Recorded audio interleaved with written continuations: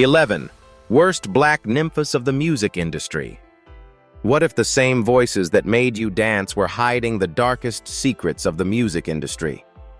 Behind platinum plaques and screaming crowds lie stories of obsession, betrayal, and unimaginable scandal. From shattered careers to broken lives, these aren't just rumors, they're the shocking truths fame tried to bury.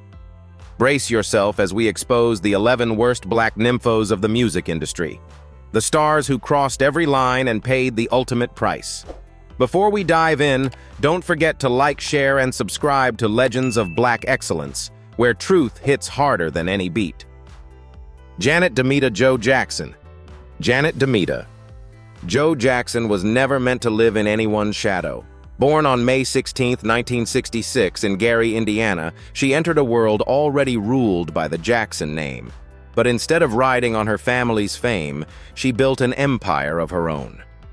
From her earliest appearances on Good Times and Different Strokes, audiences saw a spark and unspoken rebellion wrapped in grace. When her breakthrough album Control dropped in 1986, the world witnessed a transformation. It wasn't just pop, it was protest.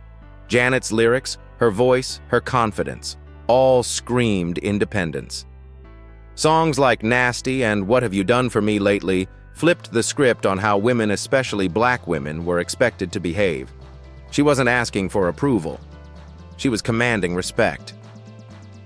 By the time Rhythm Nation 1814 hit shelves in 1989, Janet was more than a superstar. She was a movement.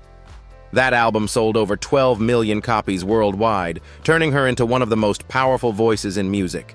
Her tours were cinematic, her choreography military sharp, and her themes, racism, poverty, unity, were decades ahead of their time. In an era when most pop stars avoided politics, Janet made activism sound like an anthem.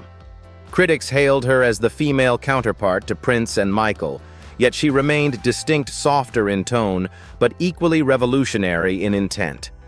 But the crown came with a cost. In 2004, the world watched the infamous Super Bowl halftime show, where a fleeting moment, a wardrobe malfunction exposing part of her breast, turned into a cultural firestorm. 140 million viewers, 1 second of exposure, and Janet's career was suddenly branded scandalous. The media crucified her, while Justin Timberlake, her white co-performer, walked away untouched and even celebrated. Radio stations dropped her music, TV networks banned her appearances, and she was disinvited from the Grammys. America punished her for daring to exist unapologetically in a black female body. It wasn't just censorship, it was systemic hypocrisy disguised as morality. Yet Janet refused to break. While corporate America tried to erase her, her international fan base rallied. She released Demita Joe and later Discipline, reminding the world that her art was more than a scandal, it was survival. Over the years, the narrative shifted. Public apologies emerged. Think pieces re-evaluated the event as a defining moment in media bias. And through it all, Janet aged not with bitterness, but with quiet defiance. She sold over 100 million records, earned 5 Grammys, and became the first black woman to receive the Billboard Icon Award in 2018.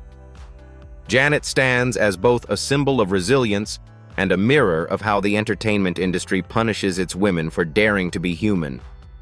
Her story is not just about fame or music, it's about endurance, identity, and the right to be seen without apology. She didn't just survive the storm, she became it. And when the world looks back, one truth remains: Janet Demita Joe Jackson never lost control. She simply redefined it. Robert Sylvester Kelly.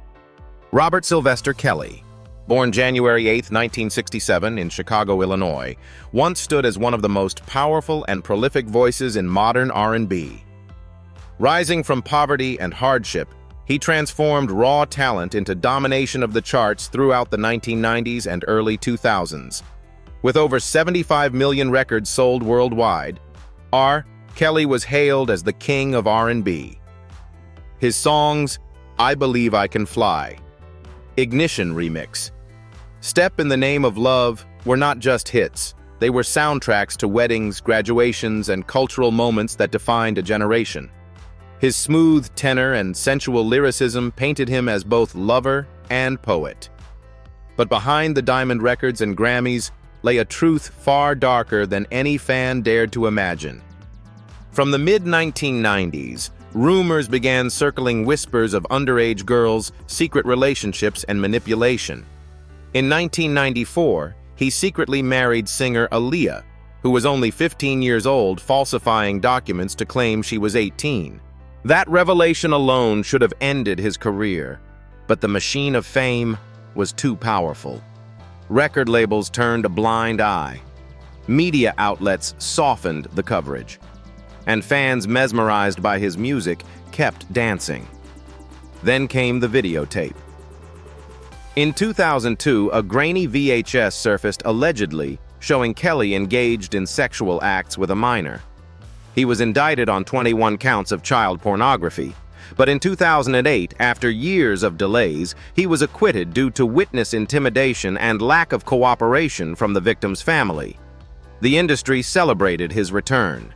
He released Trapped in the Closet, toured the world, and continued to sell millions. Justice froze. The reckoning arrived in 2019 with the explosive docuseries Surviving R. Kelly. Dozens of women came forward detailing abuse, manipulation, and captivity. Their stories aligned a pattern of control, grooming, and silence enforced by fear. The world could no longer look away. In 2021, a federal jury in New York found R. Kelly guilty of racketeering and sex trafficking, including coercing minors. The following year, a Chicago court added another 20-year sentence to be served concurrently with his 30-year federal prison term. The king of R&B became an inmate. The man once celebrated for giving hope with I Believe I Can Fly now spends his days behind concrete walls and barbed wire, stripped of the empire he built on broken lives. His songs are pulled from playlists, his name erased from award shows, his legacy burned by the truth he tried to bury. Robert Sylvester Kelly's downfall stands as one of the darkest chapters in American music history.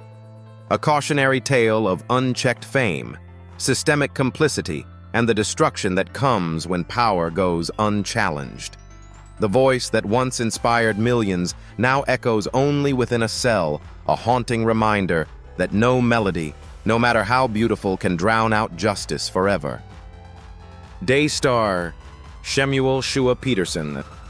Daystar Shemuel Shua Peterson, better known as Tory Lanez, was born on July 27, 1992 in Brampton, Ontario, Canada. His rise was meteoric, an artist who could blend smooth R&B hooks with razor-sharp rap verses, crafting a sound that was equal parts seductive and explosive. By the mid-2010s, Lanez had become a household name. His mixtapes, Chicks Tape, Lost Cause, and The New Toronto showed off a raw versatility that made him a contender against the biggest names in hip-hop. With platinum singles like Say It and L.O.V., and over 4 billion global streams, he appeared unstoppable. But beneath the confidence and swagger was a volatility that fame couldn't tame. In July 2020, after a lavish party in the Hollywood Hills, attended by celebrities and influencers, everything unraveled. Reports broke that rapper Megan Thee Stallion had been shot in both feet after an argument. At first, silence surrounded the case. Tory avoided statements. Megan hesitated to name names, but when she finally spoke, 3 words shook the world. He shot me. Social media erupted, fans divided, celebrities picked sides, and what could have been a misunderstanding became one of the most shocking criminal sagas in modern music. Lanez denied everything, released a defiant album proclaiming his innocence, and even suggested he was being framed. But the evidence mounted. Text messages, eyewitness accounts, and forensic tests all pointed in one direction. The court of public opinion turned vicious, and the justice system soon followed. In December 2022, a Los Angeles jury found Tory Lanez guilty of assault with a semi-automatic firearm, carrying a loaded, unregistered weapon, and negligent discharge of a firearm. In August 2023, he was sentenced to 10 years in prison. The man who once sang about love and redemption now faces a decade behind bars. His peers, once collaborators, distanced themselves. Record labels quietly erased his name from playlists. Concert bookings vanished. The swaggering artist who once challenged Drake and dominated Billboard charts was reduced to an inmate number in a California correctional facility. What makes Tory Lanez's downfall especially tragic is how much potential was destroyed by impulse. He wasn't just a rapper, he was a singer-producer and visionary who played multiple instruments and wrote his own lyrics. Yet his inability to separate ego from emotion turned brilliance into tragedy. Even after his sentencing, Lanez remained defiant, calling himself a martyr for truth refusing remorse. The saga of Daystar Shemuel Shua Peterson is a lesson written in blood and echo. It's a story of fame colliding with recklessness of a man who mistook infamy for immortality. The same mouth that once blessed microphones now speaks to prison walls. And when history remembers him, it won't be for the records he broke, but for the moment he pulled the trigger, ending not only Megan's night but his own future. Bill K. Capri. Bill Kahan. Capri, known to the world as Kodak Black, was born on June 11, 1997 in Pompano Beach, Florida, a place where survival wasn't guaranteed, and dreams often died young. Raised by a single Haitian mother in a neighborhood plagued by poverty and crime, Kodak turned to music not as a hobby, but as a lifeline. By the time he was 12, he was recording tracks in local studios under the name J. Black Crafting, verses about pain, loyalty, and the hunger to escape. His breakout moment came with the 2014 single No Flockin', a viral anthem that turned a troubled teenager into one of hip-hop's most magnetic young voices. His delivery, half drawl, half confession, felt raw and unfiltered, like a diary written in street code. When Painting Pictures dropped in 2017, Kodak officially arrived. The album debuted at number 3 on the Billboard 200, powered by the platinum hit Tunnel Vision. Critics compared his storytelling to Tupac's early work, blending vulnerability and violence in equal measure.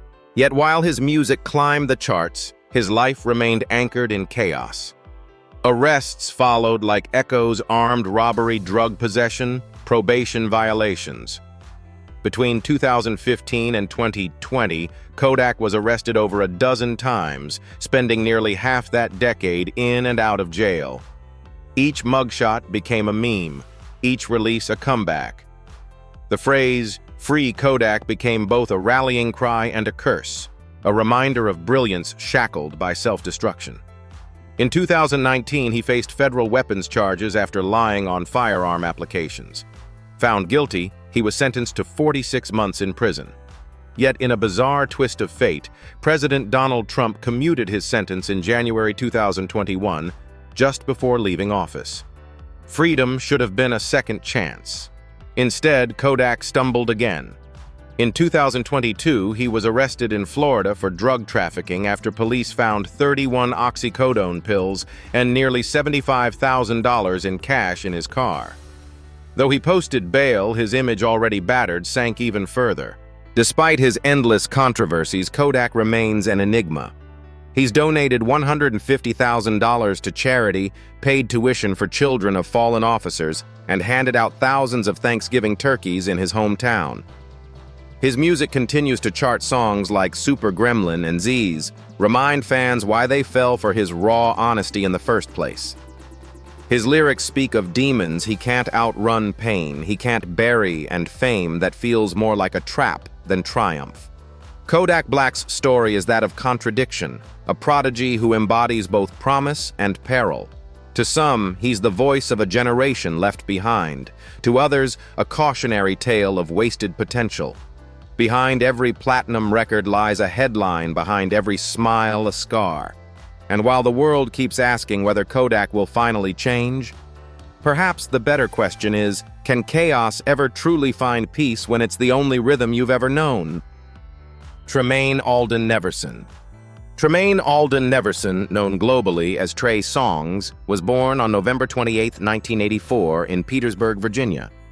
With his honeyed vocals and sculpted charisma, Trey was marketed as R&B's next great lover, a modern Casanova who could turn any heartbreak into a chart hit. His 2005 debut album, I Gotta Make, it hinted at his potential, but by the time Ready dropped in 2009, Trey's songs had arrived as a full-blown sex symbol. Songs like Say Ah and Neighbors Know My Name earned him multi-platinum status, over 25 million records sold worldwide, and millions of devoted fans who saw him as the heir to Usher's throne. His concerts became scenes of hysteria, women fainting, crowds screaming, and Trey soaking in the adoration that came with being R&B royalty. But fame is a dangerous lover. Behind the glistening abs and seductive smile was a darker side that the industry tried to ignore for years. From 2012 to 2022, over a dozen women accused him of sexual assault, coercion, and violent behavior. One case stemmed from a 2016 house party in Los Angeles, another from an alleged assault in a Las Vegas hotel room. In 2021, basketball player Dylan Gonzalez publicly claimed that Trey had assaulted her, sparking renewed media scrutiny. Though many of the accusations were dropped or expired under statute limitations, the pattern became impossible to overlook. His name began appearing more in police reports than on Billboard charts. Trey's legal troubles extended beyond sexual misconduct. In 2021, he was arrested at a Kansas City Chiefs football game after allegedly assaulting a police officer during a COVID restriction dispute. Though released without charges, his public image continued to erode. Former collaborators distanced themselves. Radio stations quietly removed his tracks. He went from adored to avoided, a textbook case of talent devoured by entitlement. What makes Trey Songz' fall especially haunting is the magnitude of his potential. He had the artistry to rival Chris Brown, the charm to dominate pop culture, and the legacy to bridge generations. Yet as more women spoke out, his silence and denial deepened the wound. In a time when accountability defines survival, Trey's refusal to acknowledge his actions only solidified his downfall. Tremaine Alden Neverson's story is not just about music. It's about the corruption of desire when fame replaces empathy. His voice once crooned love ballads that defined a decade, but now those same lyrics ring hollow, overshadowed by headlines of violence and fear. And while some fans still defend him, others can't unhear the stories whispered by the women he left behind. His downfall stands as a warning that even the sweetest melodies can hide the darkest truths, and that every song of love has a consequence when the heart behind it turns cruel. Michael Ray Stevenson. Michael Ray Stevenson, known professionally as Tyga, was born on November 19, 1989 in Compton, California, before relocating to Gardena. Emerging in the late 2000s with a carefree swagger, Tyga embodied the modern rap fantasy: flashy cars, beautiful women, and a steady stream of party anthems. His breakout single Rack City in 2011 catapulted him to stardom, peaking at number 7 on the Billboard Hot 100 and selling over 3 million copies in the US. He followed it with Faded Taste and I.O. songs that ruled clubs across the globe. For nearly a decade, Tyga seemed untouchable, the soundtrack to luxury and excess. But beneath the glitter was a pattern of recklessness that refused to stay hidden. In 2021, his ex-girlfriend Cameron Swanson accused him of assault after arriving at his home with visible bruises. Photos of her injuries flooded the internet, and Tyga turned himself in to Los Angeles police facing felony domestic violence charges. Though prosecutors later downgraded the case, his reputation was permanently stained. Just months later, 2 models sued him, alleging that he had filmed them completely nude in his Vibes music video without their consent, turning what was meant to be art into humiliation. Tyga's controversies didn't end there. He has faced lawsuits for unpaid rent, repossessed luxury vehicles, and even unpaid jewelry bills exceeding $200,000.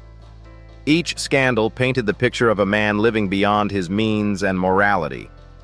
For many fans, the rapper who once embodied freedom now represented indulgence without responsibility. Despite the storm, Tyga continues to perform release singles and maintain millions of followers online. Yet the allure has dimmed. His name, once synonymous with celebration, now carries the scent of controversy. Where once he rapped about gold chains and champagne nights, critics now see the emptiness beneath the shine. Michael Ray Stevenson's story is a portrait of fame addicted to its own reflection. A man who mistook endless parties for purpose and applause for love. The music still bangs in clubs, but the echoes of his choices linger longer than any bass drop. His legacy, like so many before him, stands as a reminder that in chasing pleasure without conscience, even kings of the night can end up haunted by their own spotlight. DeAndre Cortez Way. DeAndre Cortez Way, known to the world as Soulja Boy, was born on July 28, 1990 in Chicago, Illinois, and raised in Atlanta before moving to Mississippi.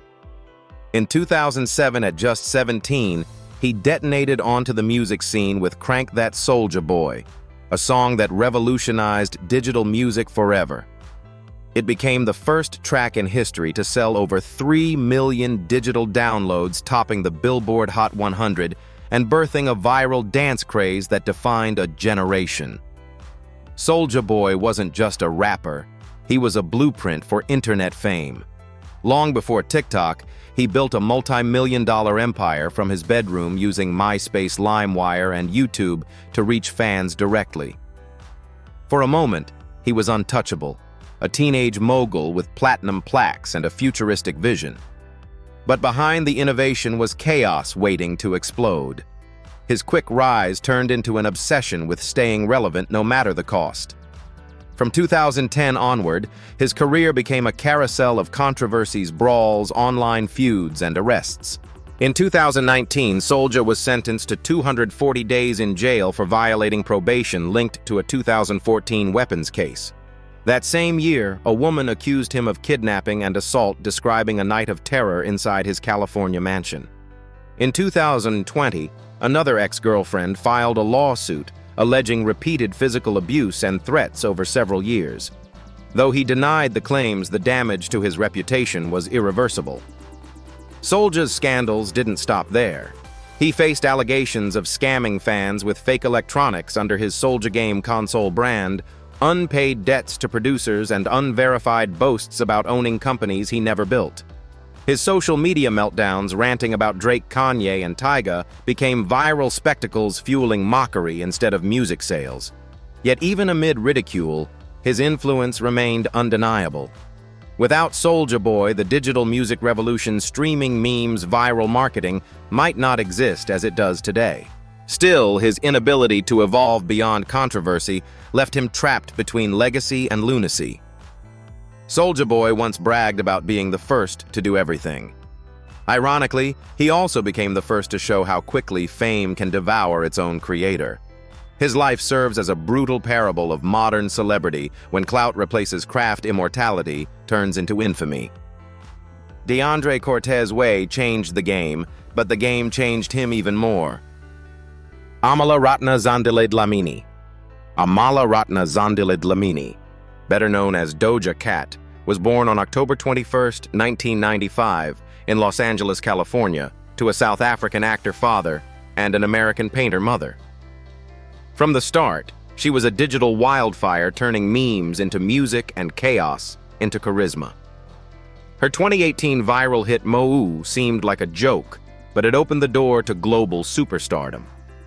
By 2021, Doja Cat had become one of the biggest pop rap stars alive, with hits like Say So Kiss Me More and Woman, earning her over 5 billion Spotify streams and multiple Grammy nominations.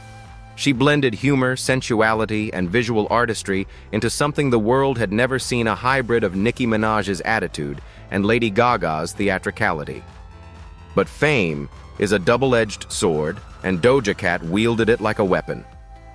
In 2020, old footage emerged of her participating in online chat rooms accused of hosting racist conversations.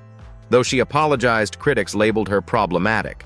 Then, in 2023, she reignited controversy by wearing a shirt featuring Sam Hyde, a far-right internet figure linked to extremist jokes. Fans expressed shock. Instead of apologizing, Doja attacked her own followers, calling them stupid, mocking her fan-base nickname, Kittens, and dismissing the very people who built her empire. Within weeks, she lost over 250,000 Instagram followers, but her defiance only grew stronger. Despite the backlash, Doja's artistry refused to collapse. Her album Scarlet debuted strong, her music videos remained bold and bizarre, and her live performances drew both criticism and awe. She pushed the boundaries of image identity and sexuality, shaving her head and eyebrows live on Instagram, challenging beauty norms and using shock as strategy. To some, she's spiraling. To others, she's freeing herself from the prison of pop stardom. Amala Dlamini's story isn't one of simple rebellion, it's a reflection of the internet age itself, brilliant, unpredictable, and volatile. Her controversies raise uncomfortable questions about parasocial relationships, race, and autonomy in celebrity culture. She's a storm that refuses to calm down an artist both adored and despised for her raw defiance.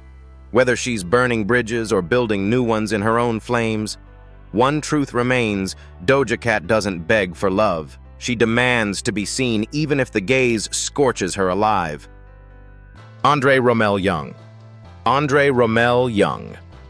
The world knows him as Dr. Dre, producer, rapper, and architect of the West Coast sound.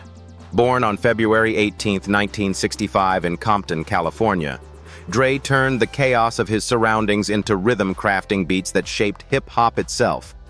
From co-founding NWA in the late 1980s to building empires with Death Row Records, Aftermath Entertainment, and Beats by Dre, his fingerprints are on decades of cultural transformation. Albums like The Chronic 1992 and 2001-1999 sold over 16 million copies combined, and his protégés Snoop Dogg, Eminem, 50 Cent, Kendrick Lamar became global icons under his mentorship. By 2014, he'd reached billionaire status after selling Beats Electronics to Apple for $3 billion. To the world, Dre wasn't just a man, he was a myth. A musical god who turned struggle into sound. But behind the billion-dollar beats lurked the baseline of violence. In 1991, journalist Dee Barnes accused Dre of brutally assaulting her at a party, slamming her head against a wall and kicking her on the floor. Her crime: airing a segment that made him look bad. Dre pleaded no contest, received probation and a fine, but no jail time. The incident was largely buried by the press and forgotten by fans. Yet it wasn't isolated. Singer Michelle Toussaint, his longtime partner and mother of his son, later described years of physical and emotional abuse, broken noses, black eyes, silence bought with money. Rapper Tyree B alleged that Dre punched her at an awards show. Even his ex-wife Nicole Young, in her 2021 divorce filings, spoke of intimidation and violence behind closed doors. For decades, Dre's legend drowned out the whispers. The industry that celebrated his genius ignored his guilt. His songs glorified aggression, yet the real violence wasn't metaphorical. When Straight Outta Compton 2015 portrayed his life, those darker moments were conveniently erased. Only after the rise of #MeToo did Dre publicly admit wrongdoing, saying he'd been out of control for years and was deeply sorry. But apologies cannot rewrite scars. Andre Romelle Young remains a paradox visionary and villain mentor and menace. His production changed music forever, but his silence cost others their peace. The question that lingers isn't whether he's a genius, he is, but whether genius excuses cruelty. His story forces us to ask how far we're willing to separate art from the artist and what it costs to keep dancing to the beat of someone else's pain. Anthony Kiedis. Anthony Kiedis, born November 1, 1962, in Grand Rapids, Michigan, became the embodiment of reckless freedom as the frontman of the Red Hot Chili Peppers. Wild, shirtless, and unpredictable, he turned rock concerts into spiritual chaos. His band fused funk punk and psychedelic rock into a signature sound that sold over 80 million albums worldwide. From Under the Bridge to Californication, his lyrics spoke of addiction, love, and redemption, an open diary of a man forever towing the line between transcendence and self-destruction. But behind the swagger lay shadows few wanted to confront. In 1989, following a Virginia concert, Kiedis was arrested and convicted of sexual battery and indecent exposure after a fan accused him of groping her and exposing himself. He received a fine and probation, no jail time. The industry brushed it off as a rock star incident, and the Chili Peppers kept touring. Years later, in his 2004 memoir Scar Tissue, Kiedis made a chilling admission. At age 23, he had a sexual relationship with a 14-year-old girl whom he described with casual detachment, showing no remorse. What some critics initially saw as honest storytelling was later recognized for what it truly was, an open confession of abuse disguised as vulnerability. Despite his transgressions, Kiedis's fame never faltered. Californication 1999 sold over 15 million copies, and the band entered the Rock and Roll Hall of Fame in 2012. The culture that once glorified sex, drugs, and rock and roll had protected him for decades, turning his crimes into anecdotes. Even now, fans chant his lyrics with reverence, often unaware of the darkness woven between the lines. Anthony Kiedis's story is not one of mere excess. It's an indictment of an industry that mistakes confession for accountability. While his music continues to inspire the man behind it, forces an uncomfortable reckoning. His words once symbolized liberation. Now they echo with guilt.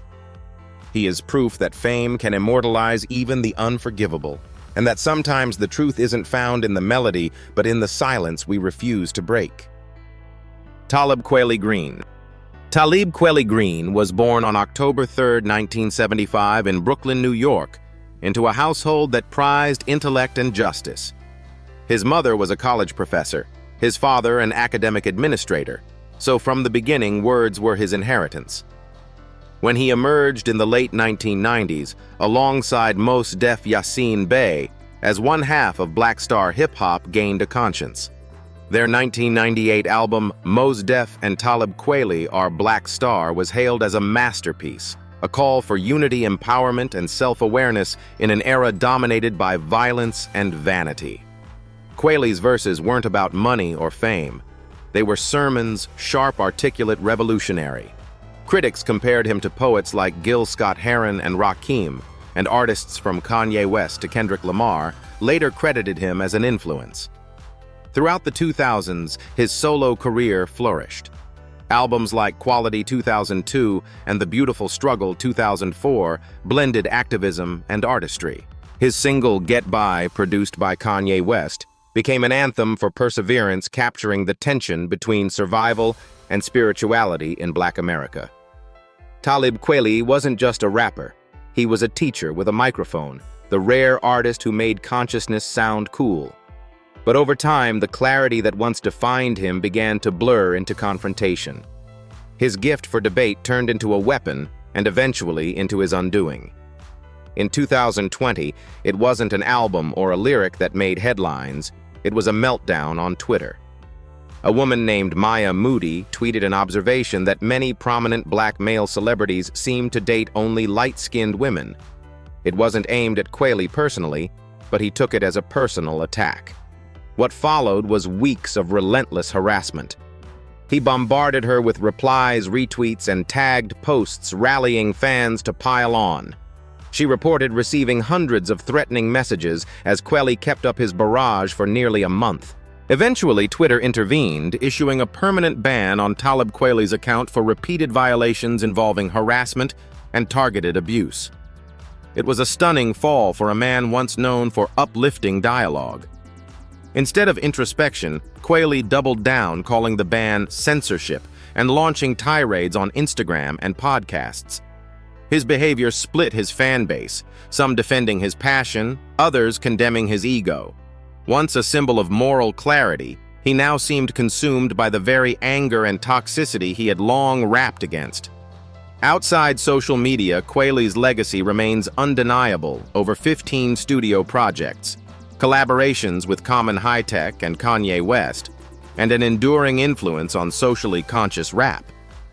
Yet his inability to balance conviction with humility turned his words from gospel to noise.